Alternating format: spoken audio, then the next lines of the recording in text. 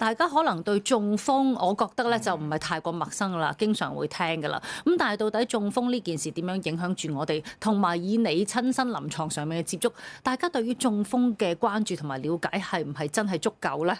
好多人都覺得咧中風成日都聽啦，因為其實係一個好普遍嘅病嚟嘅。通常就覺得長者先會中風啦，但係大家好多時候忽略咗咧，好多時候年輕都有機會中風，而且好多時候中風咧突如其來嘅，突然之間出現，突然之間半邊身喐唔到啊，講唔到嘢咁樣。但係其實咧中風嘅風險一早已經出現咗，只不過大家冇留意啫。好多市民咧就係去到真係叫屋企人啊，或者甚至唔好彩自己中風之後先會留意，但係其實好多時候應該係未有中風之前已經要留意一啲風險因素點樣預防。嗱咁啊，即係都帶出咗啦。其實即係不同年齡嘅人士都有呢個風險喺度啦。咁睇翻呢個病，其實如果真係要俾翻個分佈嘅層面去睇啦，係大概係點樣嘅咧？其實咧，中風真係任何年齡層嘅人都有機會嘅。不過講到尾咧，中風有好多唔同風險因素，其中一個風險因素就係同年紀有關。咁所以咧，事實上真係年紀大長者係比較多啲嘅。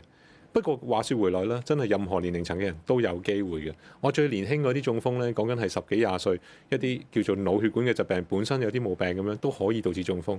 但係咧，隨住我哋而家一度生活環境嘅改變啊，飲食習慣嘅改變啊，我哋發現咧，多咗好多年輕人中風啊，20幾30歲原來都膽固醇超標啦，跟住導致中風嘅問題喎。嗱，你見到可能有啲圖表啦，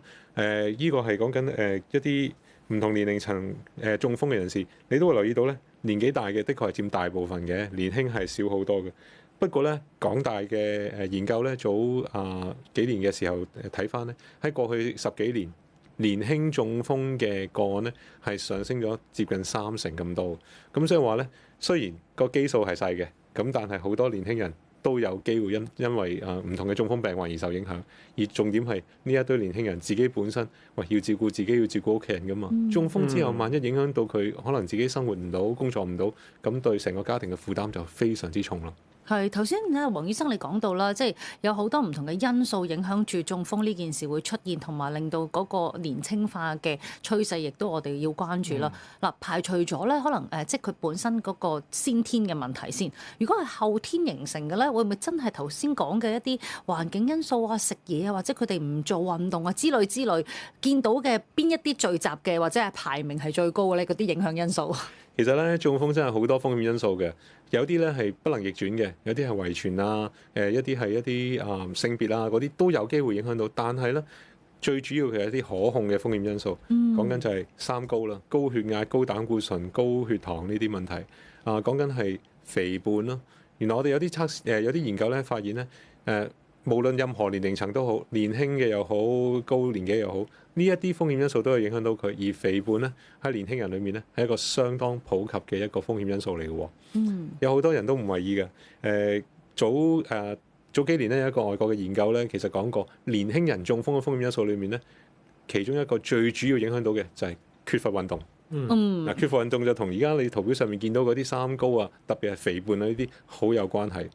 有啲研究咧發現咧，如果有一個恆常嘅運動嘅習慣，年輕嘅時候開始，係可以足以減低將來中風嘅機率嘅。嗱，講緊唔係要去到好激烈嘅運動喎，我哋有啲咧就叫唔同嘅運動當量啊，即係你做運動做得激烈啲，咁個當量就高啲嚇。咁呢個計翻轉頭咧，原來你平均每個星期有大概啦1至2個鐘頭一啲中等程度嘅運動咧，已經係一個最適合可以降低中風風險嘅一個運動量㗎咯。係，但係聽落咧，真係最應該即係做運動嘅年輕人咧，就冇時間，又或者各樣嘅原因，覺得自己未咁快到嗰個年紀啊，即係嗰啲風險因素應該冇咁高嘅時候咧，佢就唔去做。咁但係反而咧，你見到如果真係去到某啲年紀，佢好似關注咗自己健康多啲嘅時候咧，佢肯做運動嘅機率同埋嗰個動力係高啲嘅喎，係咪咧，黃醫生？當然係啦，其實而家近年都香港個趨勢都好咗好多，好多人都真係願意花啲時間去做運動，咁相當之好嘅。越早開始梗係越好啦。但係個問題就係好多人咧去到真係想做運動嘅時間，就已經因為好重啦，體重已經太高啦，跟住就話係關節痛啊，唔敢喐啊咁樣，就唔願意去開始。跟住咧又冇驗血喎，唔知道原來可能自己膽固醇超標喎，又冇度下血壓喎。其實咁樣好多呢啲咁嘅風險因素就一路累積咗，就變相令到中風嘅風險大大提升咗咯。咁但係如果係一啲提到一啲先天嘅因素咯，或者本身係疾病，頭先有個例子就係講年輕嘅病人因為腦血管疾病，跟住繼而有中風啦。咁呢類嘅因素咪都係會影響翻年輕人為主，喺一個較年輕嘅階段會病發咧？嗱，呢一啲係我哋話年輕人點解都會中風嘅其中一個原因。不過講到尾，呢一啲血管病變出現嘅機率咧，其實年紀越大咧，都係會高啲嘅。呢個真係事實嚟嘅。所以講到尾，中風都係長者比較多啲嘅。係。咁有啲咩人年輕人可以因為啲血管病變而影響到佢中風咧？講緊係譬如話啲血管瘤啊嗰啲形成咯，咁佢突然間出血，咁會導致到一個出血性中風嘅問題啦。不過血管瘤都係長者出現嘅機率多啲喎。年輕人咧，反而另一個可能大家會少啲聽嘅就係一啲創傷性嘅血管撕裂。而家呢段時間好多人去滑雪嘅，滑雪嘅時候如果創傷撞親扭親條頸，有陣時都可以導致頸嘅血管撕裂，導致中風嘅問題喎。係。咁所以呢啲要留心咯。咁換句話講，即係血管撕裂固然係嚟得好突然啦，會係一個好急嘅情況啦。血管瘤嗰啲係唔係都係一個突然出現嘅事情？有冇先兆嘅咧？嗰啲咧好多時候未出血嘅話咧，可能完全冇先兆嘅，咁所以咧一定透過啲身體檢查先會發現得到。不過好彩啦，即係血管瘤呢啲又唔係一啲好常見嘅病變嚟嘅，唔係話好多人都會有。根據統計啦，可能大概3%左右嘅市民可能有機會有一啲血管瘤啦，亦都係年紀越大個機率越高嘅咁樣。係對於遺傳呢件事咧，我相信大家可能都會想了解多啲。有啲人覺得如果我父母或者近親佢有中過風，咁我先機率高啲啫。對於呢個中風嘅風險，但係其實唔係噶嘛，因為父母如果佢有三高或者其實佢係糖尿，咁樣計埋條數嘅話，係咪去到我呢一代嘅時候，我基本上可能佢哋未中過風嘅，未試過出現中風呢樣嘢，但係佢哋有三高，有頭先我所講嘅糖尿咁樣，咁係咪我本身中風嘅機會其實相對都會較高咧？其實咧，你講呢樣嘢咧，我好想提醒一樣嘢就係，所有呢一啲都係講緊個機率，講緊個風險因素。有好多可以有遺傳有關嘅，頭先你講嘅糖尿啊、高血壓嗰啲，可能都同遺傳有關。變相中風同遺傳都有一定程度嘅關係。但係相關於中風嚟計咧，好多嘅風險因素其實都係同環境因素同你嘅生活習慣有影響嘅。空氣污染都係其中一個風險因素喎。你平時食嘅嘢當然影響你嘅膽固醇啊、高血壓呢啲問題啦。所以遺傳只係其中一個好少嘅部分。你嘅生活習慣、你嘅周邊嘅環境、你自己有冇好保養好自己嘅血管，包括避免一啲頸部創傷等等，都係一啲好重要嘅關係。所以好多人問我我屋企人有中風，我自己好擔心。我同佢講：你唔好咁驚先，你有好多嘢可以做嘅。點樣可以減低啲風險因素嘅出現？做翻足啲檢查。又或者調翻轉，有啲人話：我成家人都冇中風嘅，你又唔可以當自己一定冇事喎，都要照顧好自己嘅生活習慣咯。但係會唔會有啲風險因素，即係就唔係講遺傳啦，但係因為一家人嘅生活習慣，即係大家由細到大都會係同一個環境啊等等，都係會見到係一個問題所在嘅咧。你嘅飲食習慣啦，你居住環境裏面係咪好多人食煙啊？食煙係其中一個好重要嘅風險因素啊嘛。咁所以絕對呢啲都有關係咯。好啦，去到我哋即係要留意呢件事嘅時候啦，中風一定有啲即係徵兆噶嘛，我哋成日背都背到啦，係嘛？談笑用兵啊嗰啲，咁可能都會有呢一個即係警覺啦。咁但係我哋點樣去留意翻？有時可能未必佢談笑用兵4樣嘢出現晒噶嘛，係唔係有啲少少出現咗，我哋就要有呢一個警覺性喺度啊？嗱，有唔同嘅情況啦。如果譬如話比較年紀大啲，本身可能已經有啲風險因素嘅，佢未必一次嘅好嚴重嘅中風嘅。特別係啲長者，可能佢未必一定話突然之間已經係喐唔到咁緊要，可能只係咧發覺佢啲記性慢慢差，可能啲反應越嚟越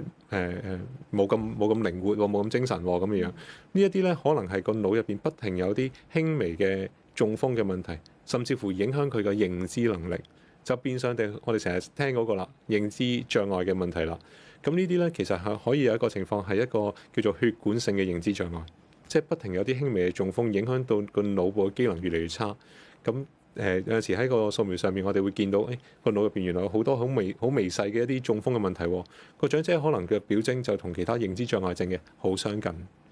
咁有陣時一啲大家可能忽略嘅病徵咧，就係一啲我哋叫小中風嘅病徵。可能係突然之間一隻眼睇唔到嘢啊，可能係短時間突然之間好頭暈啊嗰啲，咁其實又係一個中風嘅警號嚟嘅喎，因為可能已經反映住嗰啲血管好窄啦，隨時有機會阻塞啦。咁但係未至於完全塞住晒係咁樣，咁但係都要留心啦，會唔會係嚟緊短時間內有一個高風險出現一個中風嘅問題？咁好多時候醫生就要問症嘅，問清楚到底你嗰個短暫出現嘅病徵，到底似唔似一個小中風嘅病徵咧？本身有幾多風險因素咧？最近有冇創傷過可能有機會啲頭或者頸嘅血管受到創傷而影響收窄咧咁樣。咁呢啲就係醫生會問清楚，跟住從而去用啲藥物或者做翻適當嘅檢查，去降低短期內再出現中風嘅機率咯。但係聽落呢個即係小中風都幾危險或者係幾麻煩嘅一件事，因為頭先講嘅種種症狀咧，其實係可能出現一個短時間或者一個即係稍長嘅時間，佢又會恢復翻去原狀嘅，例如視力或者頭先講緊一啲其他嘅問題啦。會唔會見到好多時間大家係都好容易忽略咗呢件事？有咩可以提點翻佢哋咧？其實點解要特別講呢個課題咧？就係因為中風好多時候都係突如其來嘅，完全冇先兆嘅。好多人都驚中風出現，所以就係因為佢完全冇徵兆，而有陣時出現嘅就唯有就係一個小中風，唯一有機會出現嘅一個中風嘅先兆。咁所以要特別留意。唯一可以提醒嘅就係，如果啲病徵一有出現嘅，縱使係會跟住完全恢復翻正常都好啦，都要睇醫生問翻清楚成個病歷，睇翻晒所有風險因素去管理好佢。如果唔係真係到出現中風，翻唔到轉頭。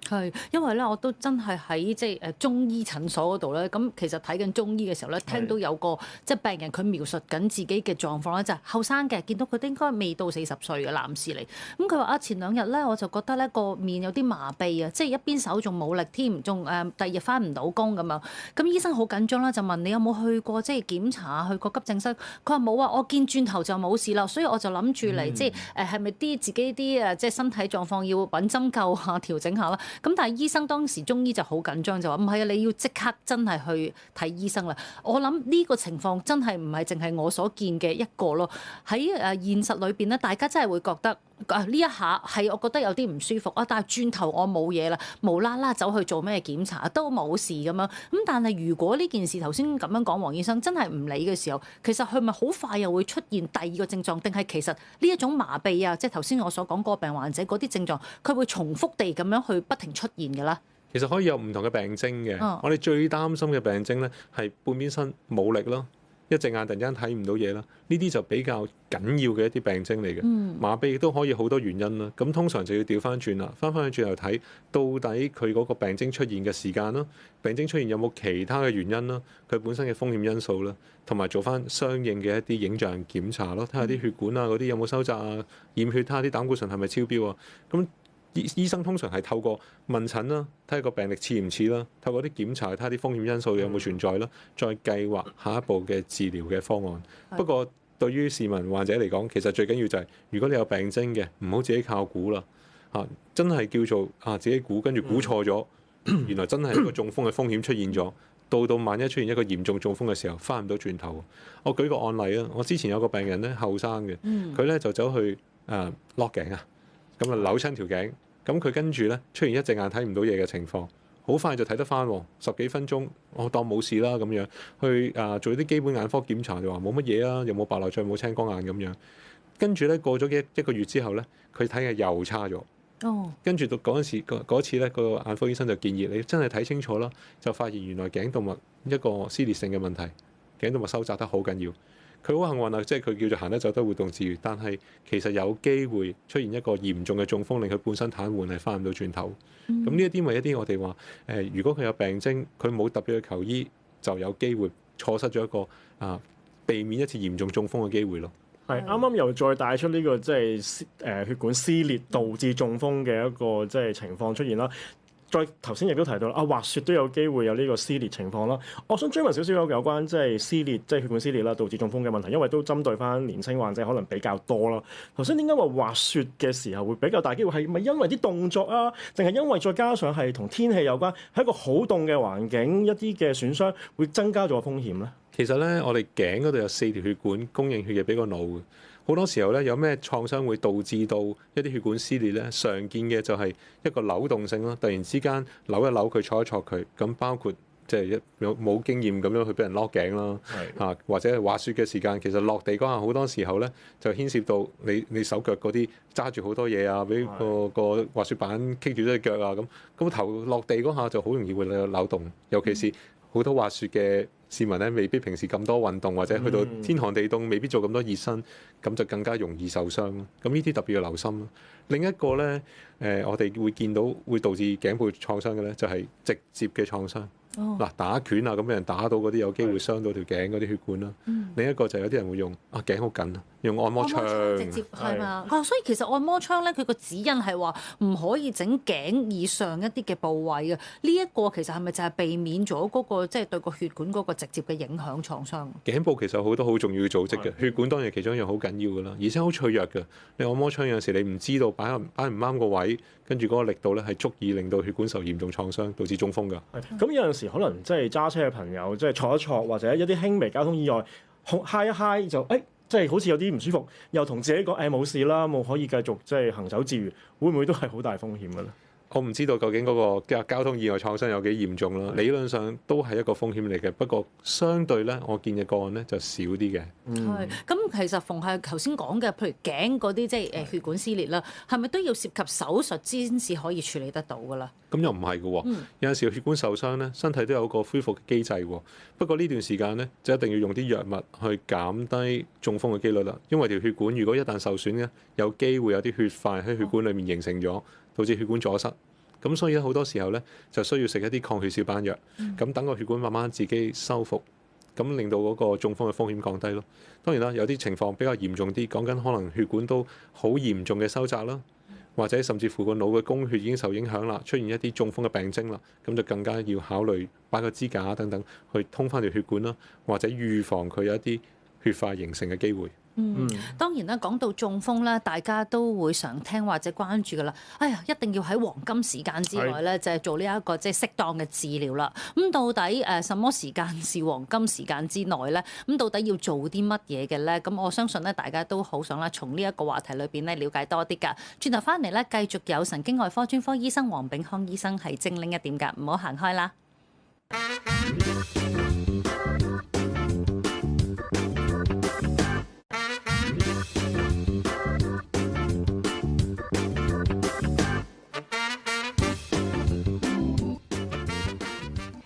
今日咧精靈一點咧，由葉韻儀同埋余日豐主持啦，繼續請嚟咧神經外科專科醫生黃秉康醫生啦，講下中風年輕化同埋呢個治療方面嘅一啲嘅即係新知識嘅。咁啊，即係黃醫生頭先我哋都講到啦，即係唔同嘅因素咧都會影響住中風呢件事出現啦。而中風咧楞住我哋成日要了解咧就係嗰啲黃金時間啊，咁樣要點樣去即係治療啦。咁我不如先講下其實中風都具體分為兩款啦，叫做即係出血性中風同埋缺血性中風，咁兩者嗰啲治療黃金時間係咪有不一樣嘅咧？其實咧，中風最大嘅問題就真係突如其來嘅，可能先前冇乜病徵嘅，有少部分人好彩可能出現過一啲小中風嘅病徵，比較短暫嘅情況出現，咁啊預防咗中風啦。但係到真係出現中風嘅個案裏面咧，大部分其實係冇乜先兆，咁啊突然之間出現嘅話咧，所以先有個口訣。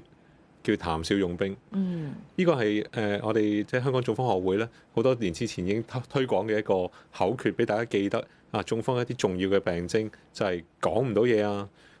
笑嘅時候塊面歪咗啊，半邊身用唔到、喐唔到啊咁樣，呢啲比較重要嘅病徵。通常我會提醒咧就係中風嘅病徵都係突如其來嘅，你突然之間覺得自己行得唔穩陣啊，突然之間嘅頭痛頭暈啊，都可以係一啲中風嘅病徵，要盡快去求醫。點解要盡快去求醫呢？因為其實你靠自己根本分唔到係塞血管定爆血管，呢個第一啦。第二就係塞血管同爆血管嘅治療呢係完全唔同嘅。而頭先你講嗰個所謂嘅治療嘅黃金期呢，其實講緊真係越早越好嘅。嗱，大部分講緊接近80%嘅中風個案呢，都係塞血管嘅個案，血管閉塞。咁我哋要叫血管閉塞嘅治療咧，就諗下有冇機會可以通翻條血管。咁呢個所謂通血管嘅程序咧，一係就打針藥啦，一係就做手術去通血管啦。咁但係無論如何都好，你一日未打針藥、未通血管之前，有病徵出現起計啦，每1分鐘已經係平均壞死緊190萬個腦細胞。啲腦細胞壞咗，翻唔到轉頭。咁所以啲人問我係咪要黃金3小時啊，定4個半鐘啊？咁我通我講一句嘅啫，越快越好。越快越好。不過其實治療咧，亦都有個時限嘅。講緊打針藥嚟計咧，如果你超過咗4個半鐘頭啦，有啲個案可能超過咗3個鐘頭，就已經真係唔可以俾針藥㗎啦。係個原因係因為太遲嘅話，再俾啲針藥通翻條血管，個腦入邊啲腦細胞已經壞咗啦。咁你再通翻條血管，供血俾一啲壞咗嘅組織，出血嘅風險就會相當之高。咁所以呢，其實個治療真係越早越好。早啲嘅話，通翻條血管，佢真係叫做個救翻個腦細胞會多啲咯。咁個展望當然會好啲咯，亦都個風險會低好多。咁所以一定要靠患者或者患者嘅家人，真係咧留意到有病徵，就盡快送佢去醫院，盡快咧做一啲臨床嘅檢查啦，做一個電腦掃描。個電腦掃描咧就會好快嘅啫，電腦掃描1-2分鐘做完㗎啦。其實我哋就可以喺個電腦掃描睇到好清晰嘅有冇出血。因為如果佢有出血嘅話咧，治療就完全另一回事㗎啦。但係如果冇出血嘅話咧，就可以考慮俾溶山藥物咯，甚至乎睇下臨床嘅狀況。而家咧有啲血管造影檢查喺電腦掃描嗰度咧，亦都會睇埋個腦入邊有冇啲嚴重嘅一啲叫做腦血管閉塞嘅情況，咁就可以咧考慮做一啲叫導管取山嘅治療，通翻條血管。嗱，其實咧而家咧已經好電腦化㗎啦。即係如果你可以咧及早送咗個患者去到醫院咧，首先個電腦掃描好快已經可以進行到啦。然之後咧，甚至乎咧可以透過一啲電腦嘅分析啦，就睇下到底個患者第一有冇出血啦，第二個腦入邊有冇啲主要嘅血管閉塞咁嘅情況。係同一時間已經睇到好多嘢，但係頭先黃醫生一再強調咧，就係塞血管同爆血管呢個治療方案完全係唔同噶嘛。如果爆嘅話，咁嗰個情況係咪通常嚟講都係比較再影響生命多啲或者危急多啲㗎啦？好多人都問我呢個問題嘅，第一就係問我塞血管同爆血管點樣分啦？我通常簡單答案就係你唔去做個掃描，你唔入醫院去睇係分唔到嘅，所以應該盡快去到醫院先，千祈唔好自己屋企靠估又試下某啲藥咁嘅樣係唔得嘅。第二樣嘢就係咪爆血管嗰啲真係會嚴重一啲咧？嗱，籠統嚟講，爆血管中風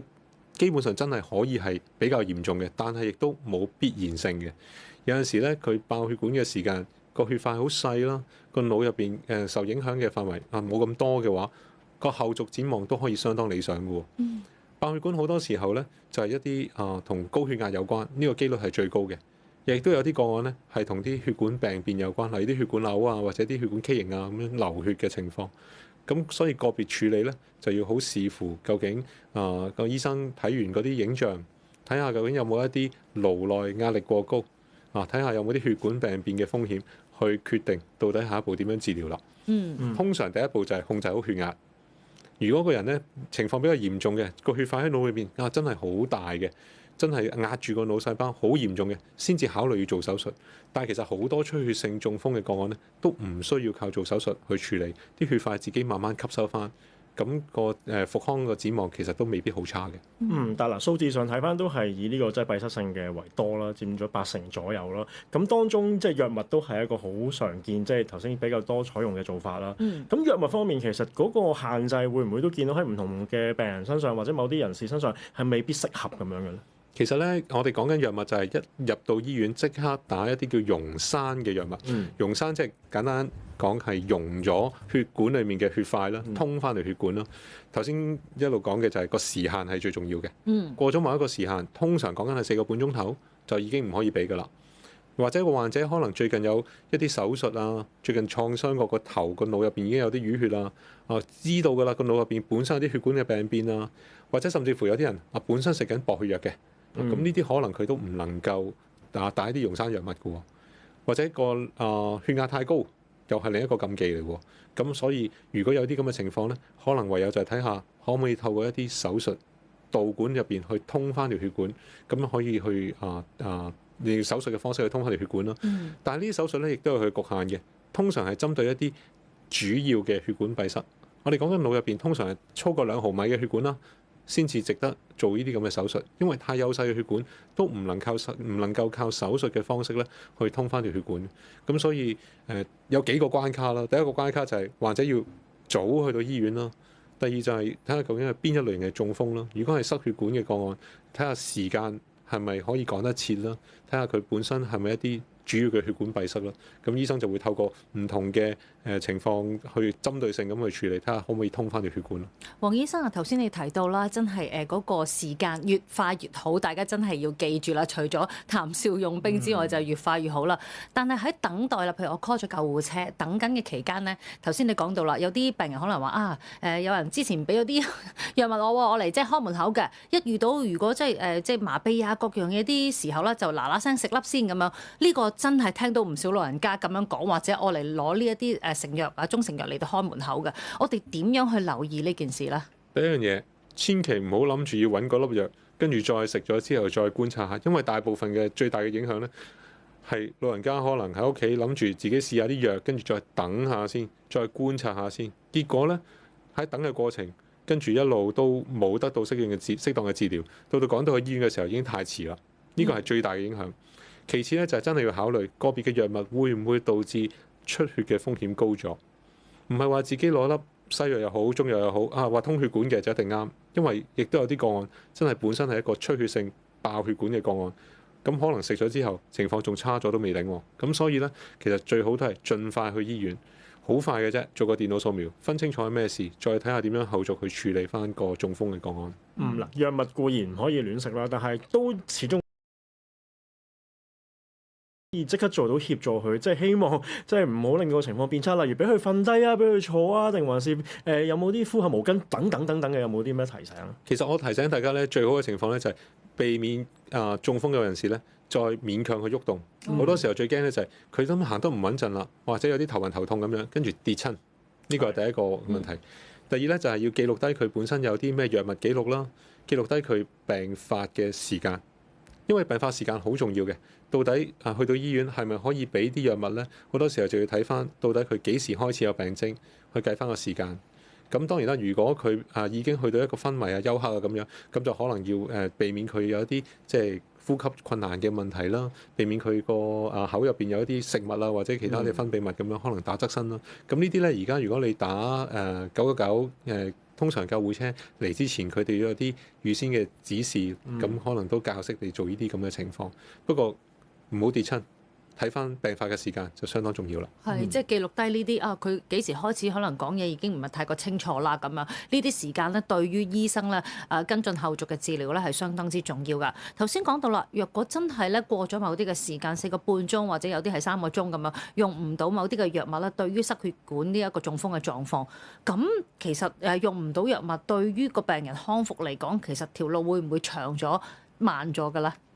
用到藥物可以通翻條血管，當然個後續嘅展望係更加理想啦。好多嘅文獻已經證實咗呢啲急嘅叫做通血管嘅手術又好，溶栓治療又好，都係會改善病患者嘅後續嘅。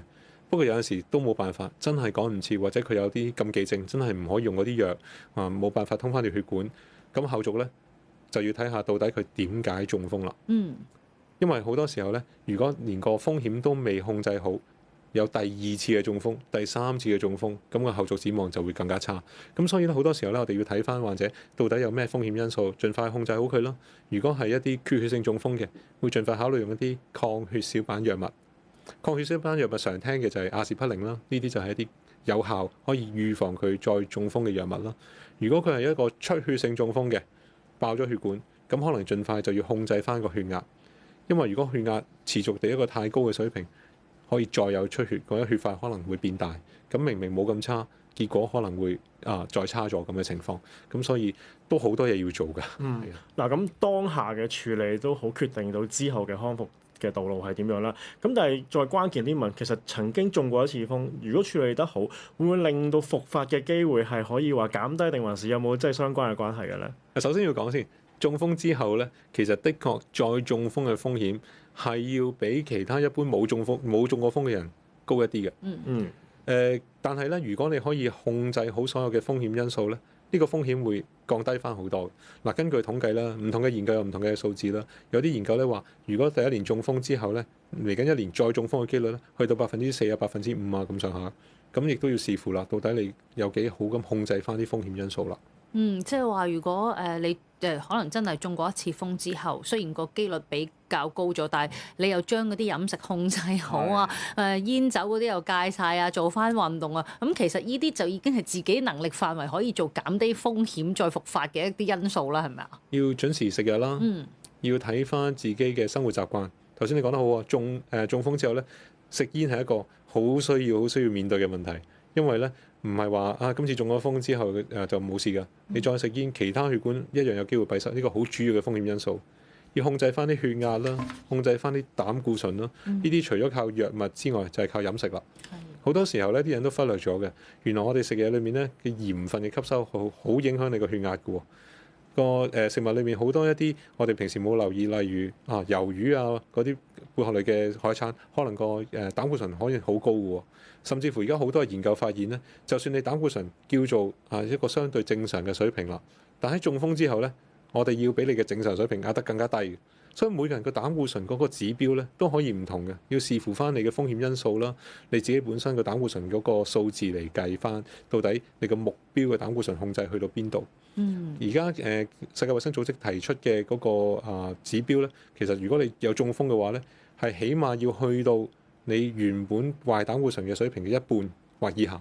咁所以其實有陣時降膽固醇藥都係相當重要嘅藥物嚟嘅。其實咁講，如果咁我之前控制好啲，我都係去翻嗱，我當3個水平係正常啦。咁我都係喺3嗰度或者樓下咁就已經 OK 啦。但係如果萬一即係出個事叫做中個風，我要將個水平控到係1.5喎，係咪咁樣去計嘅條數？係啦，冇錯。係啦，跟住其實係仲難咗嘅喎，係咪先？的確係㗎。不過咁講啦，所有呢啲一路控制好之後咧，再中風嘅機率隨住時間咧，慢慢都會降翻低嘅。